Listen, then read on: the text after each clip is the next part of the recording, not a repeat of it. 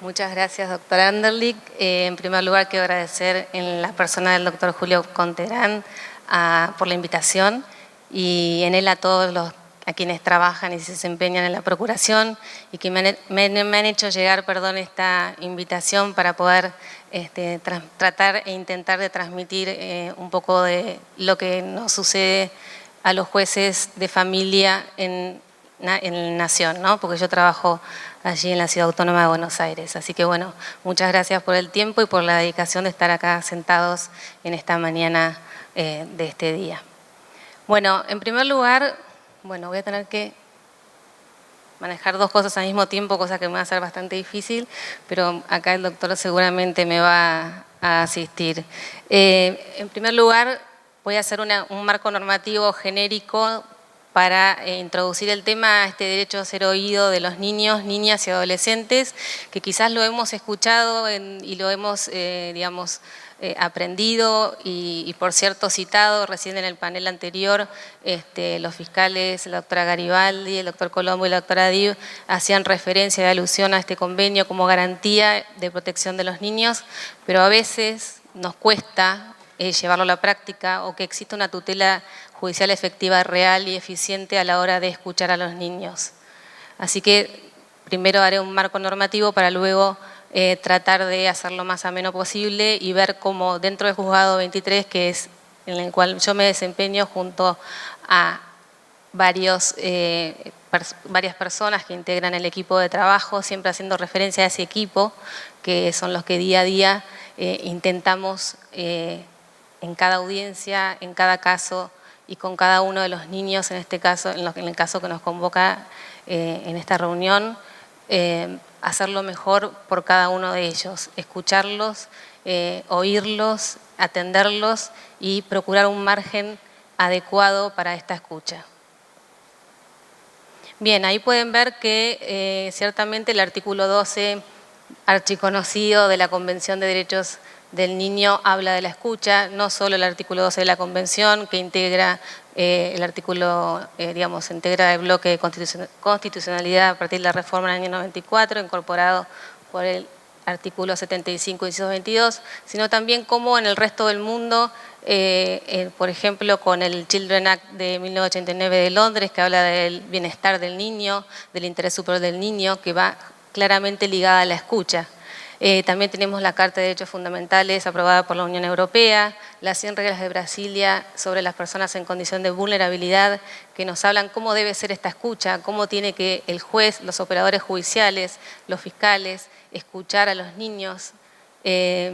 La ley, obviamente, 26061 de protección de los niños y todas las normas del Código Civil y Comercial que todos conocemos. La Convención, que es el tratado tan importante que enmarca la condición social y jurídica del niño, niñas y adolescentes, se fundamenta en 4 principios fundamentales, perdón la redundancia, que es la no discriminación, como lo pueden ver, el interés superior del niño, el derecho a la vida, la supervivencia y el desarrollo y la participación infantil. Y nos vamos a detener en la participación infantil, que es lo que nos convoca a la hora de interpretar el artículo 12 de la Convención. Rápidamente, el primer párrafo del artículo 12 establece que los Estados partes garantizarán al niño que esté en condiciones de formarse un juicio propio, el derecho a expresar su opinión libremente en todos los asuntos que afectan al niño, teniéndose debidamente en cuenta las opiniones del niño en función de la edad y madurez del niño. Con tal fin se dará en particular al niño oportunidad de ser escuchado en todo procedimiento judicial o administrativo que afecte al niño, ya sea directamente o por medio de un representante o de un órgano apropiado en consonancia con las normas del procedimiento de la ley nacional.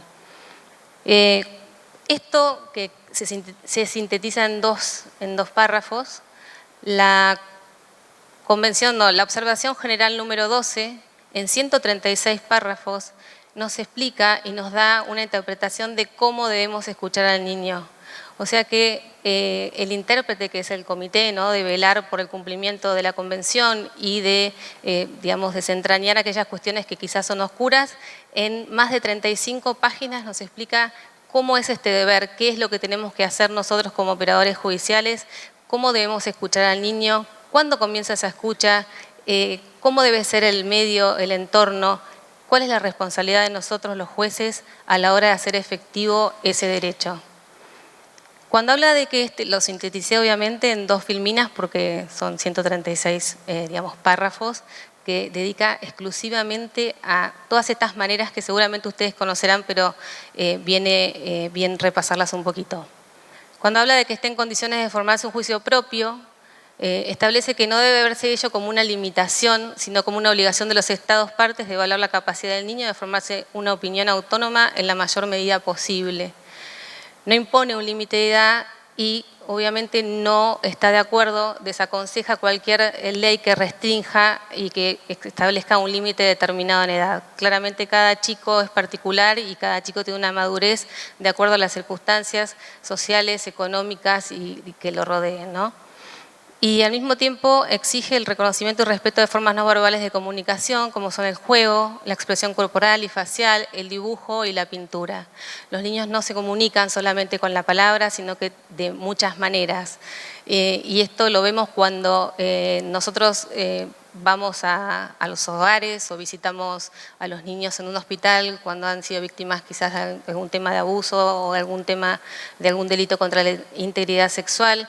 Vemos cómo los niños van manifestándose de distintas maneras y esto está estudiado obviamente, las ciencias empíricas y la medicina ha estudiado que esta capacidad que tienen de vincularse y de relacionarse desde muy temprana edad. Bien, acá tenemos 2 figuras que están tomadas de una muestra española y hablando en lo que se refiere a las maneras de manifestarse de los niños. Gracias. La figura de la derecha es un niño que dice: mamá, no te enfades, lo único que quiero es que mi madre deje de enfadarse, dice este menor maltratado psicológicamente por su madre. En el dibujo aparece como figura amenazante con terribles dientes sobre el niño empequeñecido.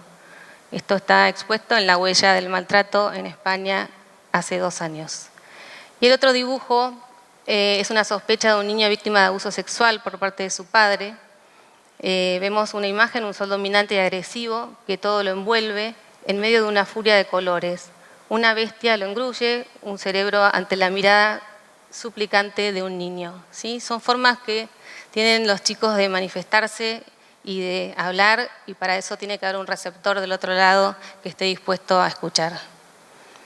También se manifiestan a través de cuentos. Este es un cuento de un niño que ha venido al tribunal, pero ha venido a la audiencia con un cuento y este cuento claramente graficaba la situación de violencia y de extrema vulnerabilidad por la que estaba atravesando.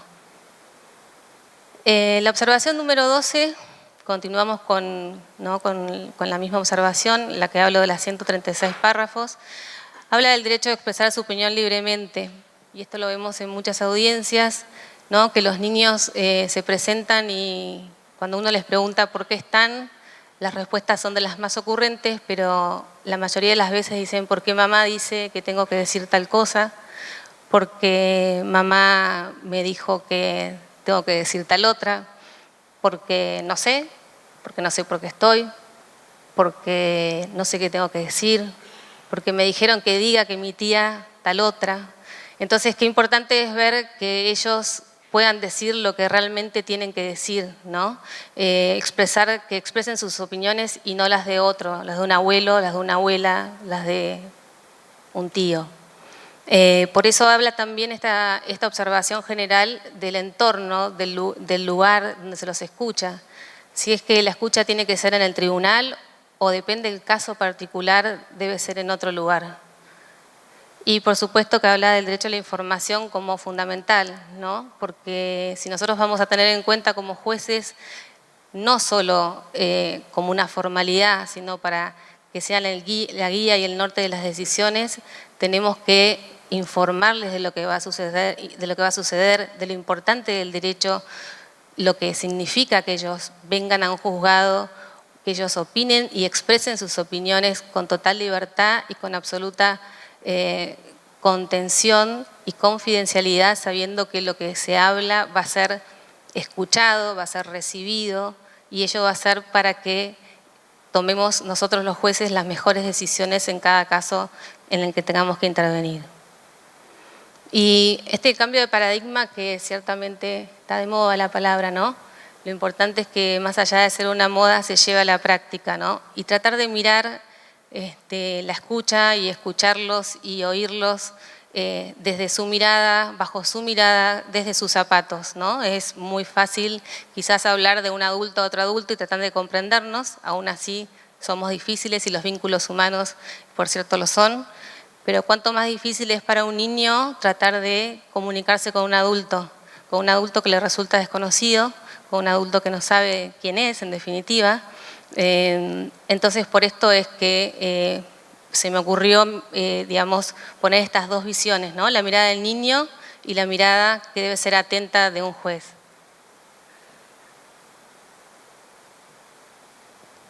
Perdón, bueno, la mirada del niño, que ahí hay varias preguntas que son algunas de las que nos formulan diariamente en el tribunal. ¿Qué es un juzgado? ¿No? Piensen que los convocan para que vayan a un juicio, para que se presenten en el tribunal, y lo primero es ¿qué es un juzgado? No tienen idea lo que es un juzgado. ¿Qué es una audiencia? Menos. ¿Por qué tengo que ir? ¿Por qué hay un juez que tiene que decidir a dónde me voy de vacaciones? ¿Cuántos días voy a pasar con mamá? ¿Cuántos días voy a pasar con papá? ¿Por qué es importante que yo exprese mi opinión, ¿no? Como niño? ¿Qué preguntas me harán? Los niños son muy curiosos, tienen mucha imaginación y tienen mucho sentido de pensar y son muy ocurrentes, ¿no? Y uno claramente, si se pone en el lugar de ellos, va a poder entenderlos, va a poder empatizar con ellos, va a poder comprenderlos, que es lo más importante. Y la mirada del juez, ¿no? Que es un juez que tiene que ser activo, un juez que realmente esté empatizado con el niño, un juez que se pregunte tantas cosas como se pregunta el niño, ¿no? En cada caso particular. ¿Cuál es el mejor lugar para escucharlo? ¿Cómo hago que el entorno, más allá de la falta de recursos que alegaban también en el panel anterior, no sea un óbice para que el niño se sienta bien? Es fácil.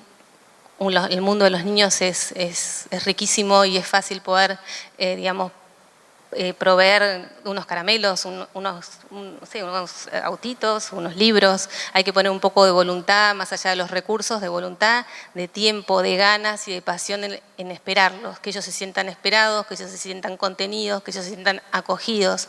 En mayoría de los casos son muchos niños, lamentablemente, que vienen en situaciones de extrema vulnerabilidad y uno tiene que estar atento a no generar un espacio más de dolor y de angustia en estas situaciones cada vez que se presentan en el juzgado. Estas son las preguntas, ¿no? que se hacen muchas veces los chicos, porque cada vez que vienen les preguntamos con la trabajadora social y con las personas que integran el equipo, y muchas veces nos preguntan, bueno, yo pensé que ibas a tener una peluca blanca, ¿dónde está el martillo? Si ellos no saben ni lo que van a hacer, pero estas son las preguntas reales. Un día lo vieron al doctor Álvarez, que es un gran defensor, con quien aprendo en todas las audiencias mucho, y cuando entró el niño el doctor Álvarez estaba sentado con la bandera atrás, y cuando entró al despacho dijo, no quiero entrar con el presidente. No sabía ni dónde estaba. Ciertamente son distintas, digamos, las caras de los chicos, todo lo que les pasa por la cabeza, ¿no? es todo un mundo. Pero realmente nosotros lo que tenemos que ver es que ellos se sientan contenidos y que más allá de todo sepan lo importante del derecho que van a ejercer. O sea, porque nosotros vamos a considerar ciertamente, los vamos a escuchar y los vamos a atender. El rol del juez también está consagrado en la Constitución, en la Convención, perdón, y también en el Instituto del Juez Iberoamericano, la empatía, la escucha. Y un poco de lo que veníamos conversando es humanizar el proceso, ¿no? Nosotros que somos los jueces de familia y bueno, en nación también en capacidad de las personas, si no ponemos un poco de humanidad en el proceso, creo que estamos fritos, ¿no? tenemos que salir detrás del escritorio, tenemos que estar yendo a los lugares, tenemos que estar yendo a los hospitales, a ver a los niños cuando en distintas situaciones que son urgentes y que son varias por día las urgencias, lamentablemente, porque la realidad es muy compleja, cada día las situaciones son más graves y bueno, entonces nosotros tenemos que tener la capacidad de poder estar, de poder verlos, de poder escucharlos y de poder escucharlos de esa manera que los niños tan frescamente, tan inocentemente se manifiestan. Hace poco tuvimos un caso de una niña que tenía búsqueda de paradero del año 2016 y cuando nos dieron aviso de que había sido encontrada, esta chiquita, muy chiquita, de 6, 7 años, había aparecido en un hospital en un estado realmente terrible. Había estado en posición fetal durante 12 días, emitiendo solamente sonidos guturales. Esto, cuando nosotros llegamos al hospital con el equipo del juzgado, primero dictamos una medida de restricción de acercamiento de la madre. Al día siguiente que la madre salió del hospital, la niña lloró 2 minutos por reloj y luego se incorporó en la cama y comenzó a hablar. Si nosotros no hubiésemos estado en el hospital hablando con los médicos, viendo lo que le había sucedido, viendo cómo estaba, no hubiésemos podido tener, quizás sí hubiésemos tenido conocimiento luego leyendo el expediente, pero no es lo mismo ir a verla, estar con ella, conversar con ella porque hablaba como cualquiera de nosotros, y no es lo mismo que un juez se quede detrás del escritorio a que vaya, ¿no?, con su equipo a tratar de empezar a construir un vínculo, un puente, un diálogo, porque seguramente visitará el tribunal, pero nosotros la seguimos visitando, la visitamos en el hogar también y ya la vemos muy bien. Es una chica que ya nos reconoce, que ya empieza a tener un vínculo con nosotros, que ya tiene empatía y donde va a sentir seguramente seguridad al momento de expresar sus opiniones, porque es el lugar que le estamos queriendo dar, es el lugar que nosotros los jueces, los trabajadores sociales, el equipo del tribunal, es el que le debe dar. Bueno, esto es más o menos lo que les venía diciendo, de un lenguaje, hablarles de un lenguaje claro, un lenguaje simple, un lenguaje sencillo, salir de atrás del escritorio, más allá de la cantidad de casos que hay, porque tenemos muchísimos, como ustedes seguramente tienen acá también, pero más allá de los casos son vidas y cada vida cuenta y cada vida es importante como lo es la nuestra, de todos los que estamos aquí, más aún de las personas vulnerables, las personas que están en estas condiciones de vulnerabilidad, estas personas que necesitan protección, porque justamente la palabra vulnerable significa la capacidad, ¿no?, de poder ser herido, ¿no? Es una palabra que realmente por sí misma habla de la protección que debemos darle a todos los niños. Por último, nosotros estamos trabajando y ya casi terminando, y para terminar ya la exposición, en las formas de notificación, cómo garantizar la tutela judicial efectiva de los niños, niñas y adolescentes. Ustedes ven aquí una cédula de notificación, que es la cédula que le llega a un niño. ¿Qué puede imaginarse un chico cuando recibe esa notificación? ¿O qué le puede decir el operador del hogar, o en el mejor de los casos la madre, o el abuelo, o la tía? Cuando recibe, si un adulto cuando recibe una cédula de notificación dice, uy, ¿qué pasa? Me cita el juez, ¿no? Entonces se atemoriza, o distintos tipos de sensaciones o de sentimientos que puedan tener. Nosotros implementamos algo por ahora que estamos probando, ¿no? Porque de esto se trata, no se tratan de recursos, sino de un poco de creatividad, de poner un poco de arte a las formas. Y una invitación más coloquial, una invitación más, ahí dice, hola, soy Agustina, juez del Juzgado de Familia 923 y quería invitarte el 12 de junio a las 9 para conocernos y que me cuentes de vos, te voy a estar esperando, ojalá puedas venir. Las vamos adecuando de acuerdo a la persona, a la edad, a algunos le pedimos que tengan un juguete o algo para empezar a empatizar con ellos, a quienes no conocemos, a las personas que ya conocemos se las hacemos de otra manera, ya sabemos de qué cuadros son, cuáles son sus gustos, entonces la carta es otra. La invitación que reciben los niños cuando van a un cumpleaños es una invitación muy linda, muy bonita, en mi época era así, calculo que ahora quizás son, digamos, digitales, pero ciertamente es algo que a ellos les atrae. Entonces a ellos les llega una carta personalizada, dirigida con su nombre. Y esto no necesita de recursos, esto necesita de ponerse en el lugar del niño, de ponerse en el lugar de la persona que nosotros vamos a recibir en el juzgado. Y por último, estamos terminando ya no es un libro, sino como un folletín, que habla de mi audiencia en el juzgado, donde se lo prepara a cada chico para que venga al juzgado, se lo invita, pero antes se le envía, aparte de la notificación de manera personalizada, se le envía este cuadernillo que consta de, digamos, ese sería el título, ¿no? Mi audiencia en el juzgado. Este es el Palacio de Justicia, el niño yendo con quien fuera, ¿no? Madre, tía o trabajadora social, operadora. ¿Y quiénes van a estar presentes en las audiencias? Le pido disculpas al doctor Álvarez porque ahí está dibujado por, como el defensor de menores, pero esto claramente, si el que conoce el despacho, es la oficina donde trabajamos y tengo, la verdad, bueno, el gusto y la enorme suerte de poder trabajar con el doctor y donde los recibimos a los chicos. Entonces ya no se van a imaginar que vienen a un, no sé, a un teatro como este, sino así tal cual como ustedes ven, es el lugar donde es la sala de audiencias que no tenemos, ¿sí? Pero este es el despacho donde lo acomodamos, donde cuando vienen los chicos ponemos, bueno, algunos dibujos, libros y lo que fuera. Entonces, bueno, de esto se trata un poco. No solo el libro tiene estas imágenes donde saben que los chicos van a estar con un juez, sino que se les explica qué hace el juez, se les explica brevemente en un lenguaje sencillo y coloquial qué hace el defensor de menores, qué hace la trabajadora social, por qué van a estar en la audiencia, cuáles son los derechos de los chicos que están todos, digamos, tomados de la convención, pero también cuáles son las obligaciones de ellos.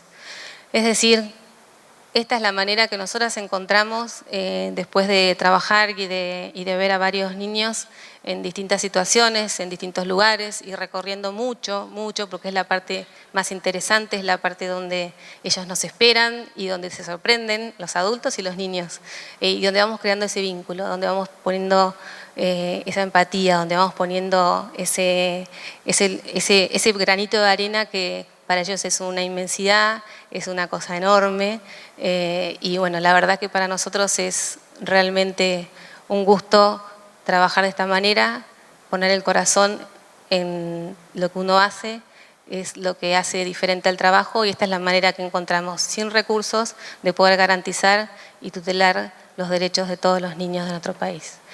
Y claramente lo que estoy diciendo no es algo, ¿no? La comunicación no es algo novedoso. Ya un discípulo de Sócrates decía, Epicteto de Frigia, decía ya en el año 55 después de Cristo que el arte, si bien existe un arte de bien hablar, también existe un arte de bien escuchar.